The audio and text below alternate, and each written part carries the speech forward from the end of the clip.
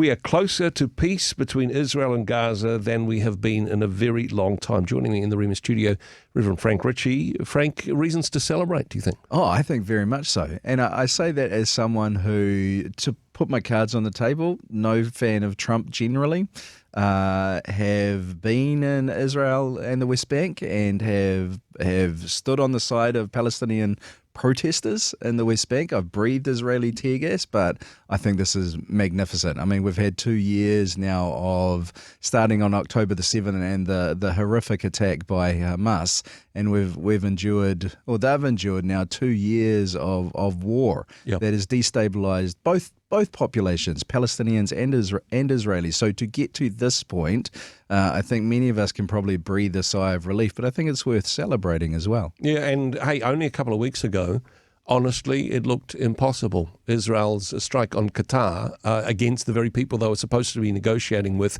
and basically a situation where both Israel and Hamas refuse to recognize each other's right to exist. This is the opposite of where you would think you would be able to make peace quickly.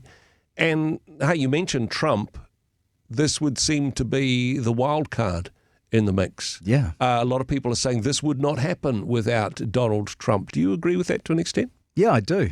And I find myself, my head's doing a bit of a spin around that, but I do. And as someone who, again, is no fan, I have to applaud him for at least getting to this point and seemingly having buy-in from nations that have usually kind of just stood back. Yeah. The world seems to have bought into the plan that he's put forward. Now, it's really tentative. We've got to this place before with hostage and prisoner swapping, but the fact that a whole bunch of nations have now signed on to a deal as of this morning to try and move Gaza forward is somewhere where we have not got to before, and Trump seems to be the person who's done it. Now, he talks in hyperbole, so he's talked about eternal peace for the Middle East. I think some of that goes a bit far.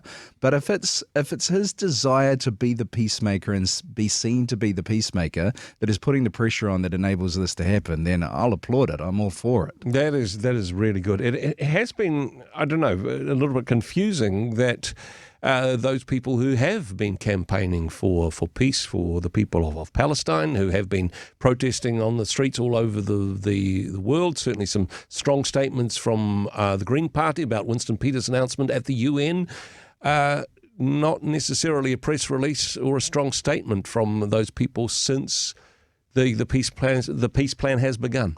Yeah, I think a lot of people work in the world of idealism. They have a perfect picture of how things should be. So if you're on the pro-Palestinian side, you want to be Palestinian. You want to see Palestinians self-governing. Yep. Ultimately, that would be a great place to get to. If you're really pro-Israel, you want to see Israel have Gaza and the West Bank as Israeli territory.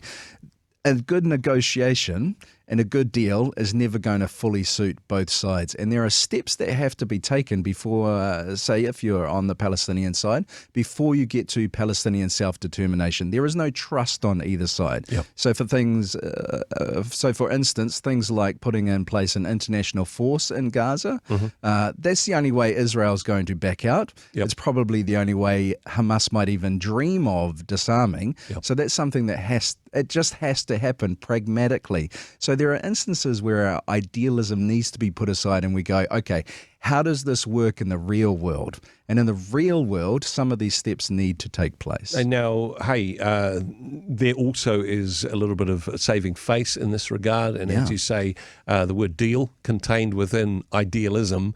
But the man who wrote The Art of the Deal, he's the guy that's got this one across the line. In terms of compromise, this is a very difficult place for hardliners to live in. And it was very difficult to see whether or not, even if Netanyahu said yes at this point, whether or not some of the hardliners in the Knesset would agree to the various stages. I mean, that's still to be seen in this regard. Yes, it's tentative. It is pretty tentative, but we've got options. We've got hope. We've seen a miracle. There's God involved in this, do you feel? I think God is involved in everything. And I think God's heart bleeds whenever anybody's being killed, whether it be, if we think about Hamas's attack on October the 7th, whether it be the innocent civilians who are being killed there. If we think about the Palestinians that have been caught in the crossfire since then, over the last 2 years. If you think about Ukraine and Russia, if you think about South Sudan, if you think about many of the conflicts going on around the world, I think God is intimately there with those who suffer. But the world's eyes seem to be intimately on this one. So, I think God's involved in this. In terms of this topic, this is probably the most controversial thing I've been talking about for the last wee while. Some very strong opinions, and whatever you and I say, we'll get angry texts from probably both sides on this one. A peace deal is possible between Israel and Gaza in terms of reconciliation for our communities, even within our church community. Here in New Zealand, is that possible? Can we begin our own peace process?